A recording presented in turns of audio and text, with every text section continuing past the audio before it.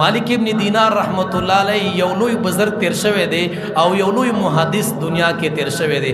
مالک ابن دینار رحمت الله علیه وی زما یو ګوندی بیمار شو، زه د ګوندی تپوس لور راغلم، زه چې ګوندی سره کې ناسم د ګوندی ځان قدر مې دی، ګوندی نه سار روانه ده. نو ما دا ګوندی چې وکړو نو ګوندی مې ډېر سخت خفه دی، ډېر پریشان دی. ما وتل چې ولې دومره خفه ولې دومره پریشان ویل هغه ګوندی ما ته په جواب کې ویل زما مخې ته یو دو اور غرونه دي او ما ته وی چې په دې غرونو باندې وخېجا نو مخامخ غروینه دو اور غرونه دي غاټ غاټ او ما ته وی چې په دې باندې وخېجا نو زه خطلې نشم.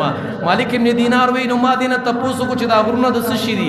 وی ما ته کس په جواب کې ویل زه دکاندار او ما په دکان کې ځان سره دوه تلې خوي، یو تل درنوا او بل تل سپکوا. ما چې بد چانه سودا اغستله په درنه تل به می اغسته چې مال ډیر راشي او چې کله به ما غاک لور کول نو ما به په سپک تل باندې تللا. وې د اقد وتلونه الله ما ته د اور غرونه جوړ کړی دي او ما ته حکم دی چې په دې باندې وخېجا. وې زه کوشش کوم خو خطلې نشم، هغه اور هغه لمبي ما سيزي. وې دا اق حرام وګټه د چې ما ځان تجربه کړې و، دا اق د حرام پیسې و چې ما ځان تراوړلې او ما په حرام باندې ګټه وکړه.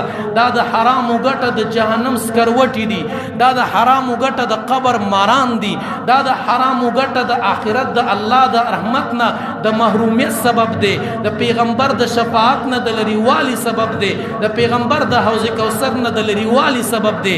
چې ته حرام راوړي ځان تبا کې، چې ته حرام راوړي الله ځان ته په غوسه کې، چې ته حرام کاروبار کې ځان